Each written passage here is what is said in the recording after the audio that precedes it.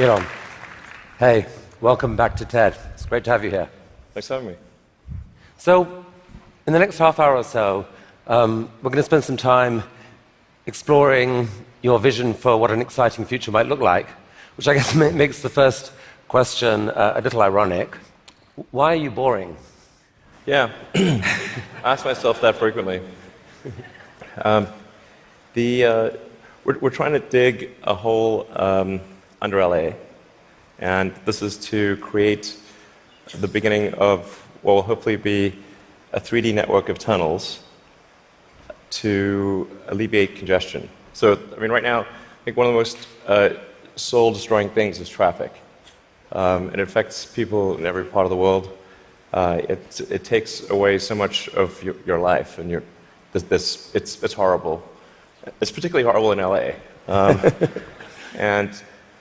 I think you've brought with you the first visualization that's been shown of this. Can I show this?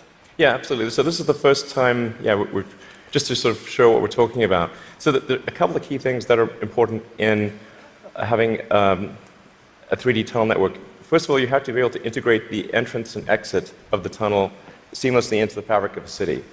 So by having an elevator, sort of a car skate that's on an elevator, you can integrate the entrance and exits to the tunnel network just by using 2 parking spaces.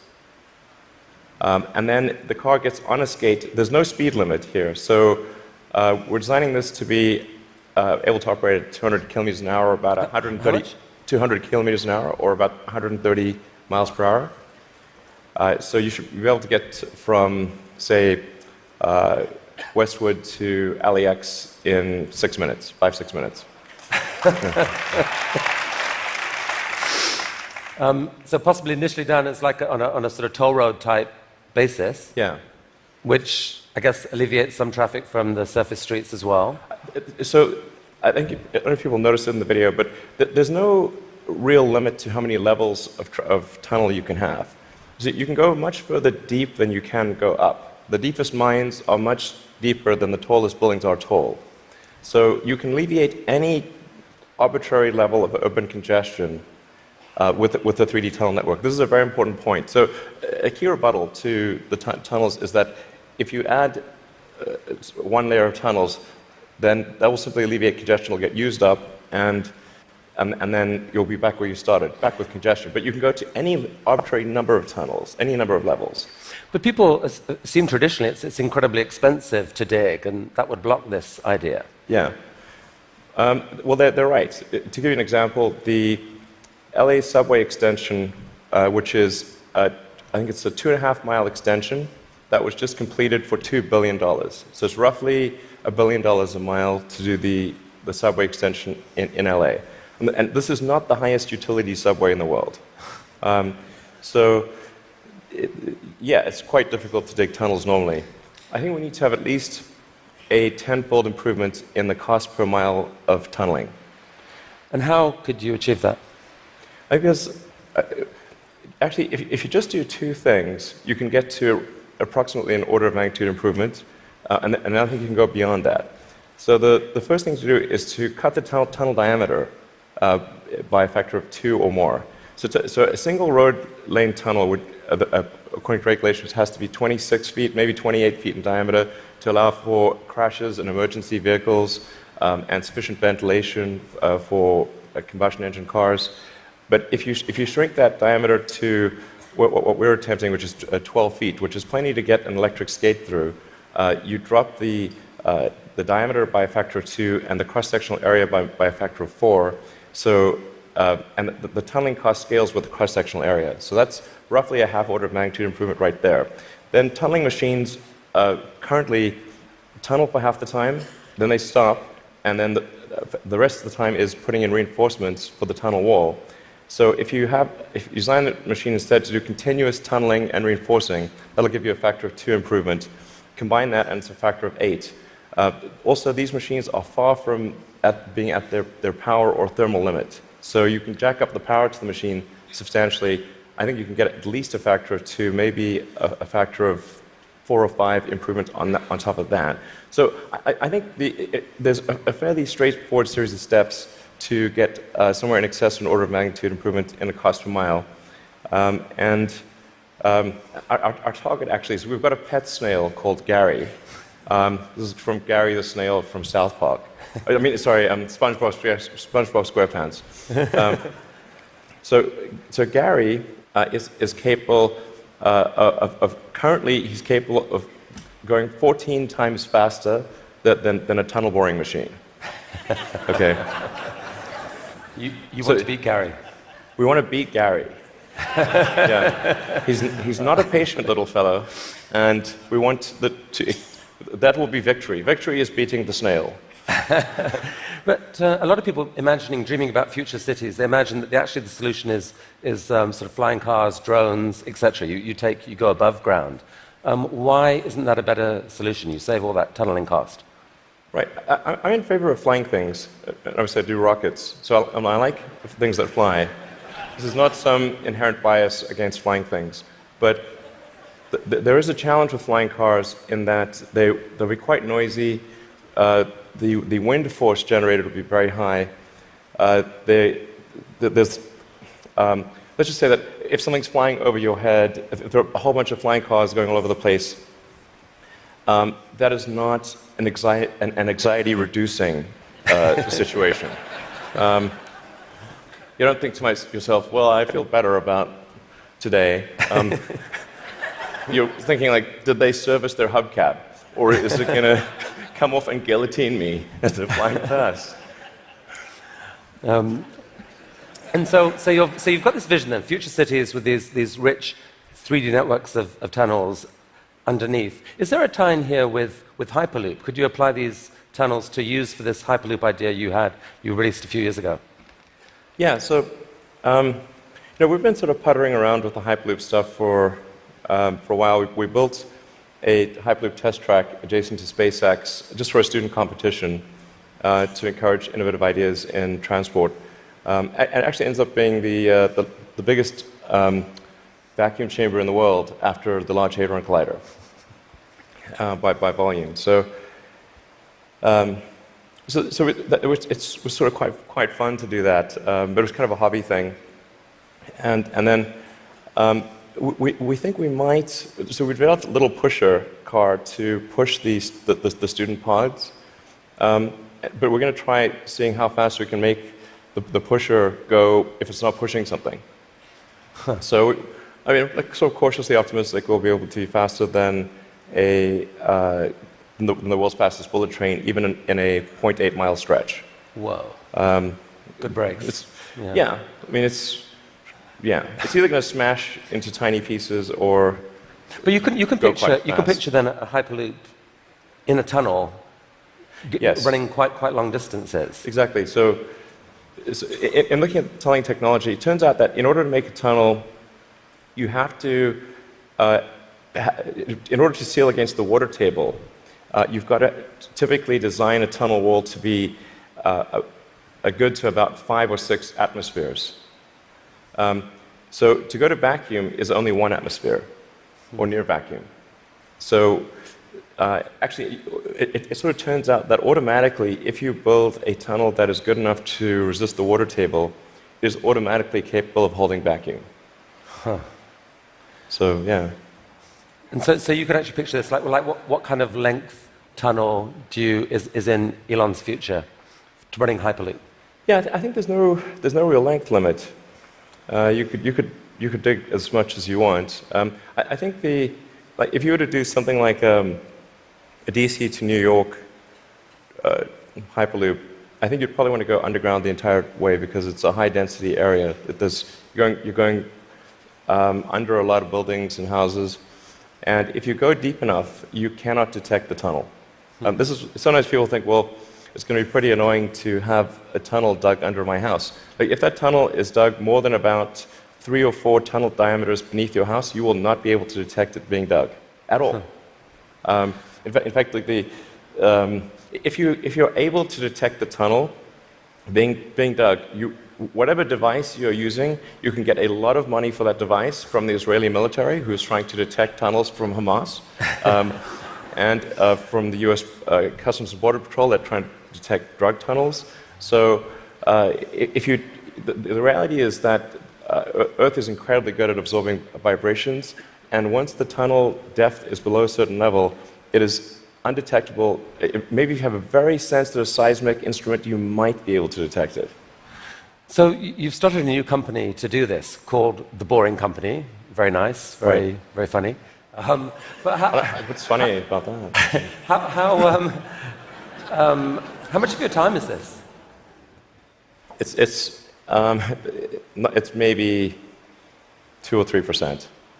You've called it a hobby. This is what an Elon Musk hobby looks like. I mean, it really is. Like, we actually, this is basically interns and people doing it part-time. So this is, we bought some second-hand machinery, and it's kind of puttering along, but it's making good progress. So an even bigger part of your time is being spent on electrifying cars and transport through Tesla. Is one of the motivations for the tunneling project the realization that actually, in a world where cars are electric and where they're self-driving, there may end up being more cars on the roads on any given hour than there are now? Yeah, exactly. A lot of people think that when you make cars autonomous, that they'll be able to go faster and that will alleviate congestion. And to some degree, that will be true. But once you have shared autonomy where it's much cheaper to go by car, and you can go point to point, the affordability of going in a car will be better than that of a bus. Like, it will cost less than a bus ticket. So the amount of driving that will occur will be much greater with shared autonomy, and actually traffic will get far worse. I mean, you started Tesla with the goal of persuading the world that electrification was the future of cars. Yeah. And a few years ago, people were laughing at you. Now, not so much. I mean... Okay. Well, I mean, isn't it... I don't know. Maybe but isn't it true that pretty much every auto manufacturer has announced serious electrification plans for the short to medium term future? Yeah. I think almost every automaker has some electric vehicle program. They vary in seriousness. Some are very serious about transitioning entirely to electric, and some are just dabbling in it. And some, amazingly, are still pursuing fuel cells, but I think that won't last much longer. But isn't there a sense, though, Elon, where you could now just declare victory and say, we did it, let the world electrify, and you go on and focus on other stuff? Yeah. I intend to stay with Tesla as far into the future as I can imagine. And there are a lot of exciting things that we have coming. We've got, obviously, the Model 3 that's coming soon. We'll be unveiling the Tesla semi-truck. And maybe we're going to come to this. So Model 3. So it's supposed to be coming in July-ish. Yeah, it's looking quite good for starting production in July. Yeah. Wow. One of the things that people are so excited about is the fact that it's got autopilot. And you put out this video a while back showing what that technology looked like, or would look like. Yeah. There's obviously autopilot in Model S right now. Yeah. What are we seeing here? Yeah, so this is using only cameras and a GPS. So there's no LiDAR or radar being used here. This is just using passive optical, which is essentially what a person uses. The whole road system is meant to be navigated with passive optical or cameras. And so once you solve cameras or vision, then autonomy is solved. If you don't solve vision, it's not solved. So that's why our focus is so heavily on having a vision neural net that's very effective for road conditions.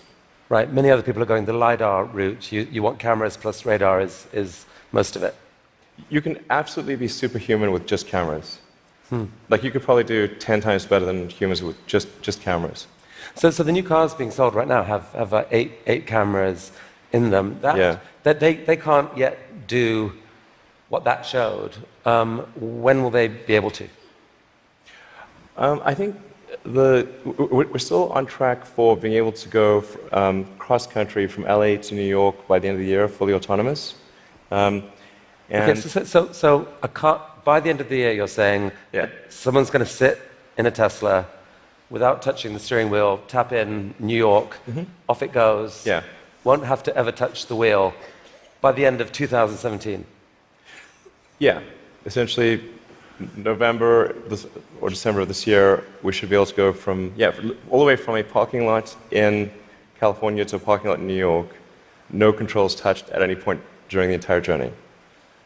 Amazing. But part of that is possible because you've already got a fleet of Teslas driving all these roads. You're accumulating a huge amount of data of that national road system. Yes. The thing that will be interesting is that I'm actually fairly confident it will be able to do that route even if you change the route dynamically. So like it's fairly easy. If you say I'm going to be really good at one specific route, that's one thing. But it should be able to go really be very good. Certainly, once you enter a highway, to go anywhere on the highway system in a given country. So it's not sort of limited to LA, New York. We could change it and make it Seattle, Florida, that day, or in real time. So you were going from LA to New York, now go from LA to Toronto. So leaving aside regulation for a second, in terms of the technology alone, the time when someone will be able to buy one of your cars and literally just take their hands off the wheel and go to sleep and wake up and find that they've arrived, how far away is that to do that safely? I think that's about 2 years. So the real trick of it is not, how do you make it work, say 99.9% of the time? Because if a car crashes, say 1 in 1,000 times, then you're probably still not going to be comfortable falling asleep. That's, you shouldn't be, certainly. But by the same time, it's never going to be perfect. No system is going to be perfect. But if you say it's perhaps, the car is unlikely to crash in 100 lifetimes or 1,000 lifetimes, then people are like, okay, wow, if I would live 1,000 lives, I would still most likely never experience a crash, then that's probably okay. To sleep. Maybe, I guess a big concern of yours is that people may actually get seduced too early to think that this is safe, and that you'll have some horrible incident happen that puts things back. Well, I think that the autonomy system is likely to at least mitigate the crash, except in rare circumstances. The thing to appreciate about vehicle safety is this is probabilistic. Right. So that there's some chance that any time a human driver gets in the car that they will have an accident. That is their fault. It's never zero.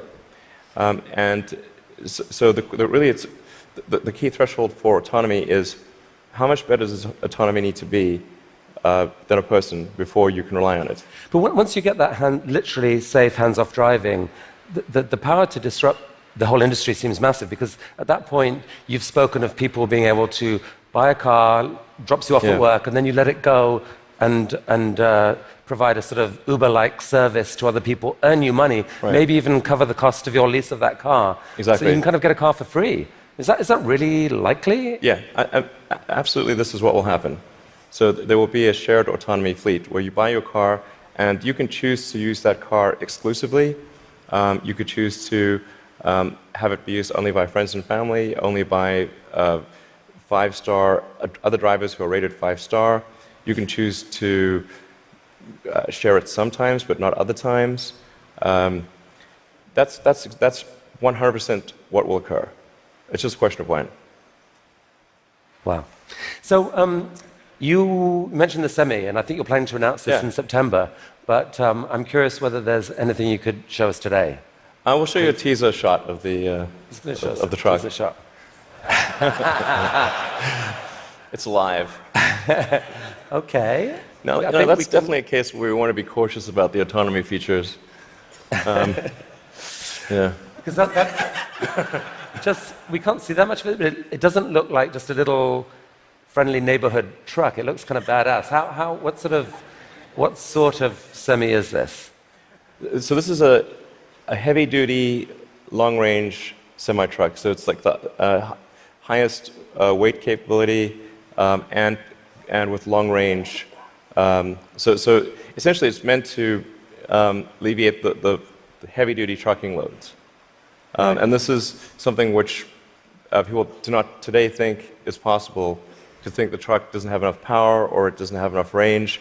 And then with the Tesla Semi, we want to show that an electric truck actually can out-torque any diesel semi. And if you had a tug-of-war competition, like the Tesla Semi will tug the diesel semi uphill. That's pretty cool. And short term, these aren't driverless. These are going to be trucks that truck drivers want to drive. Yes. So what will be really fun about this is you have a flat torque RPM curve with an electric motor, whereas with a diesel motor or any kind of internal combustion engine car, you've got a torque RPM curve that looks like a hill. So this will be a very spry truck. You could drive this around like a sports car. There's no gears. It's like single speed. So there's a great movie to be made here somewhere. I don't know what it is, and I don't know that it ends well, but it's a great movie. It's quite bizarre test driving when I was driving the test prototype for this truck. It's really weird because you're driving around and you're so nimble, and you're in this giant truck. Wait, you've already driven a prototype that... I drove it around the parking lot. And I was like, this is crazy. Wow. This is not vaporware. This is like wow. Driving this giant truck and sort of making these mad maneuvers. This is cool. Okay, from a really badass picture to a kind of less badass picture, this is just a cute house from Desperate Housewives or something. What on earth is going on here? Well, this illustrates the picture of the future that I think is how things will evolve. You've got an electric car in the driveway. If you look in between the electric car and the house, there are actually 3 power walls stacked up against the side of the house. And then that house roof is a solar roof. So that's an actual solar glass roof. Okay, so that's a picture of a real... admittedly, it's a real fake house. That's a real fake house. So these roof tiles, some of them have in them basically solar power, the ability to... Yeah, so the solar glass tiles where you can adjust the texture and the color at a very fine-grained level, and then there's sort of micro-louvers in the glass, such that when you're looking at the roof from street level or close to street level, all the tiles look the same whether there is a solar panel behind it or a solar cell behind it or not. So you have an even color from the ground level. If you were to look at it from a helicopter, you would be actually able to look through and see that some of the glass tiles have a solar cell behind them and some do not. Right. You put them in the ones that are likely to see a lot of sun. Yes. And that makes these roofs super affordable, right? They're not that much more expensive than just tiling the roof. Yeah. We're very confident that the cost of the roof plus the cost of electricity, that a solar glass roof will be less than the cost of a normal roof plus the cost of electricity. So in other words, this will be economically a no-brainer. We think it will look great, and it will last. I mean, we thought about like having the warranty be infinity, but then people thought, well, that might sound like we were just talking rubbish. But actually, this is toughened glass. Like well after the house has collapsed, and there's nothing there, the roof the glass tiles will still be there. Okay, so I think you're rolling. This is cool. So you're rolling this out in a couple weeks' time, I think, with four different roofing types. Yeah, we're starting off with two initially, and then the second 2 will be introduced early next year. And what's the scale of ambition here? How many houses do you believe could end up having this type of roofing? I mean, I think eventually almost all houses will have a solar roof. Now the thing is to consider the time scale here to be probably on the order of 40 or 50 years. So on average, a roof is replaced every 20 to 25 years. So, but you don't start replacing all roofs immediately. But eventually, if you say we were to fast forward to, say, 15 years from now, it will be unusual to have a roof that does not have solar. Is there a mental model thing that people don't get here that there's been, because of the shift in the sort of cost economics of solar power, that like most houses actually have enough sunlight on their roof pretty much to power all of their needs. If you could capture the power, it could pretty much power all their needs, right? You could go off grid, kind of. Yeah, it depends on where you are and what the house size is relative to the roof area.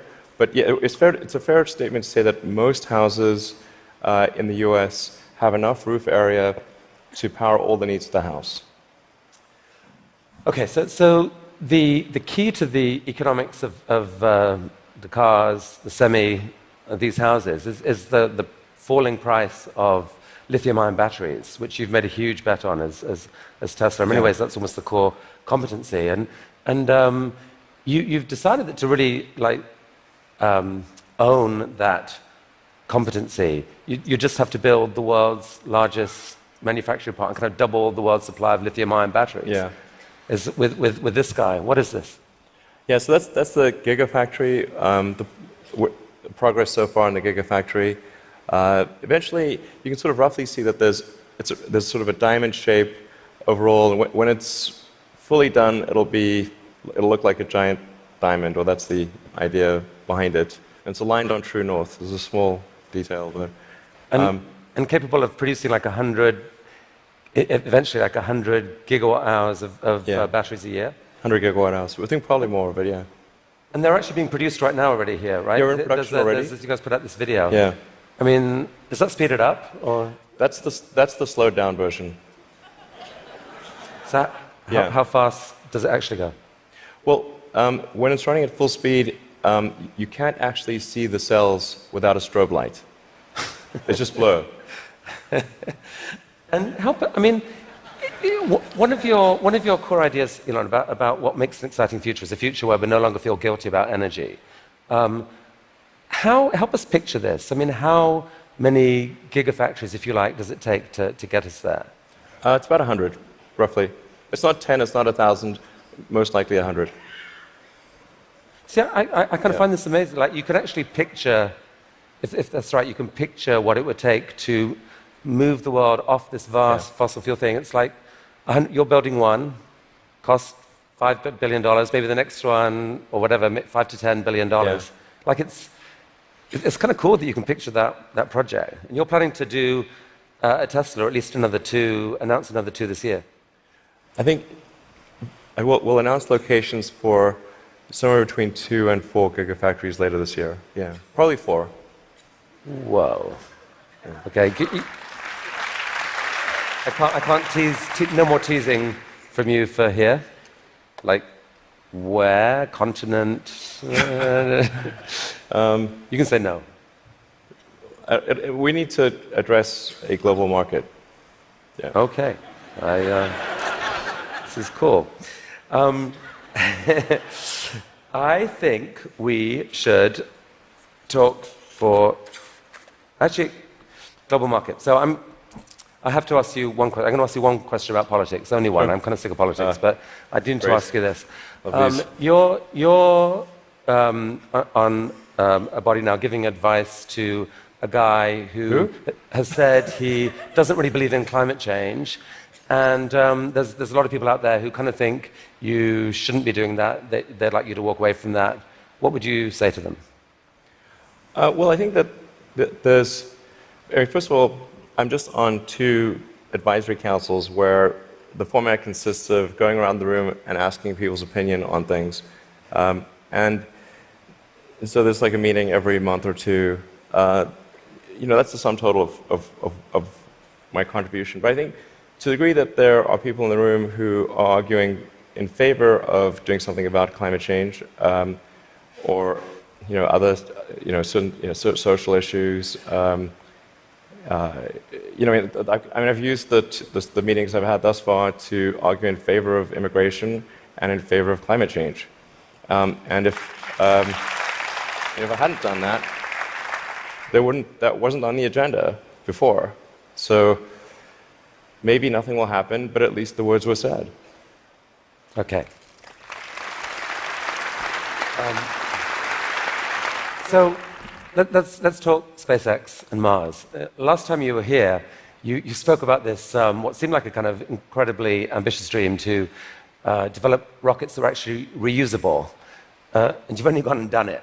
Yeah. I mean, talk us through this. What are we looking at here? Yeah, so this is one of our rocket boosters coming back from very high and fast in space. So it just delivered the upper stage at high velocity. I think this may have been a sort of a Mach 7 or so delivery of the upper stage. Yeah. So that was a sped up. That's the slowed down version. Yeah. That was the sped up version. But I mean, that's amazing. And several of these failed before you finally figured out how to get to do it. But now you've done this, what, 5 or 6 times? I think we're on 8 or 9 or something. Yeah. And for the first time, you've actually reflown one of the rockets that landed. So we landed the rocket booster, and then prepped it for flight again and flew it again. So it's the first reflight of an orbital booster where that reflight is relevant. So it's important to appreciate that reusability is only relevant if it is rapid and complete. Right. So like an aircraft or a car, the reusability is rapid and complete. You do not send your aircraft to Boeing in between flights. Right. So this is allowing you to dream of this really ambitious idea of sending many people to Mars in 10 or 20 years time, I guess. Yeah. In the next 20 years. And you've designed this outrageous rocket to do it. Help us understand the scale of this thing. Well, I think visually you can see that's person. Yeah, and that's the vehicle.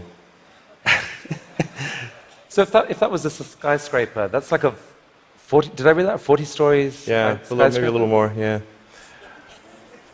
The thrust level of this is really this configuration is about 4 times the thrust of the Saturn V moon rocket. 4 times the thrust of the biggest rocket humanity ever created before. Yeah. I mean, as one does. Yeah. I mean, in units of 747, 747 is only about a quarter million pounds of thrust. So so there are for every 10 million pounds of thrust, there's 47. So this would be the thrust equivalent of 120 747s, with all engines blazing. And so even with a machine designed to escape Earth's gravity, I think you told me last this thing could actually take a fully loaded 747, people, cargo, everything, into orbit. Exactly. This can take a fully loaded 747 with maximum fuel, maximum passengers, maximum cargo on the 747. This can take it as cargo. So based on this, you presented recently this interplanetary transport system, which is visualized this way. And this is a scene you picture, what, in 30 years' time, 20 years' time? People walking into this rocket. I mean, I'm hopeful it's sort of in the 8 to 10 year time frame. Aspirationally, that's our target. Our internal targets are more aggressive, but I think,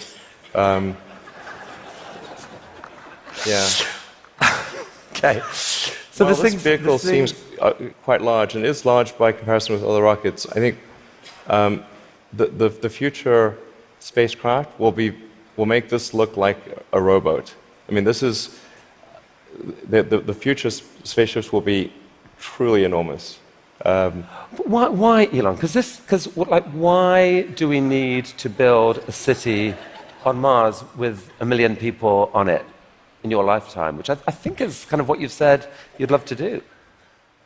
Yeah, I think it's important to have a future that is inspiring and appealing. I mean, I just think that there have to be reasons that you get up in the morning and you want to live. Like, why do you want to live? What's the point? What inspires you? What do you love about the future? And if we're not out there, if the future does not include being out there among the stars and being a multi-planet species, I find that it's incredibly depressing if that's not the future that we're going to have.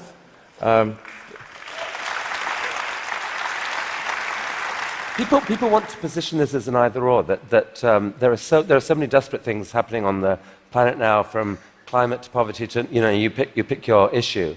And that this feels like a distraction. You shouldn't be thinking about this. You should be solving what's here and now. And to be fair, you've done a fair old bit to actually do that with your work on sustainable energy. But why not just do that? Well, I think I look at the future from a standpoint of the probabilities. It's like a branching stream of probabilities. And there are actions that we can take that affect those probabilities, or that accelerate one thing or slow down another thing, introduce something new to the probability stream. Sustainable energy will happen no matter what. If there was no Tesla, if Tesla never existed, it would have to happen out of necessity. It's tautological. If you don't have sustainable energy, it means you have unsustainable energy. Eventually, you'll run out, and the laws of economics will drive civilization towards sustainable energy inevitably. The fundamental value of a company like Tesla is the degree to which it accelerates the advent of sustainable energy faster than it would otherwise occur. So when I think what is the fundamental good of a company like Tesla, I would say hopefully it does. If it accelerated that by a decade, potentially more than a decade, that would be quite a good thing to occur. That's what I consider to be the fundamental sort of aspirational good of Tesla. Then there's becoming a multi-planet species and spacefaring civilization. This is not inevitable. It's very important to appreciate this is not inevitable. The sustainable energy future, I think, is largely inevitable, but being a spacefaring civilization is definitely not inevitable. If you look at the progress in space, in 1969 we were able to send somebody to the moon. 1969. Then we had the space shuttle. The space shuttle could only take people to low Earth orbit. Then the space shuttle retired, and the United States could take no one to orbit. So that's the trend. The trend is down to nothing. This is not. People are mistaken when they think that technology just automatically improves. It does not automatically improve. It only improves if a lot of people work very hard to make it better. And actually, it will, I think, by itself degrade, actually. You look at great civilizations like ancient Egypt, and they were able to make the pyramids, and they forgot how to do that. And the Romans, they built these incredible aqueducts. They forgot how to do it. It almost seems, listening to you and look at the different things you've done, that you've got this unique double motivation on everything that I find so interesting. Which is, one is this desire to work for humanity's long-term good. The other is this desire to do something exciting. And it's often, it feels like you feel like you need the one to drive the other. With Tesla, you want to have sustainable energy, so you make these super sexy, exciting cars to do it. Solar energy, we need to get there, so we need to make these beautiful roofs. We haven't even spoken about your newest thing, which we don't have time to do, but you want to save humanity from bad AI, and so you're going to create this really cool brain-machine interface to give us all infinite memory and telepathy and so forth. And on Mars, it feels like what you're saying is, yeah, we need to save humanity and have a backup plan, but also we need to inspire humanity, and this is a way to inspire. I think the value of beauty and inspiration is very much underrated, no question. But I want to be clear. I'm not trying to be anyone's savior. That is not the. I'm just trying to think about the future and not be sad. Beautiful statement. I think everyone here would agree that it is not, none of this is going to happen inevitably. The fact that in your mind you dream this stuff, you dream stuff that no one else would dare dream, or no one else would be capable of dreaming at the level of complexity that you do. The fact that you do that, Elon Musk, is a really remarkable thing. Thank you for helping us all to dream a bit bigger. You'll tell me if it ever starts getting genuinely insane, right? Thank you. That was really, really fantastic. That was really fantastic.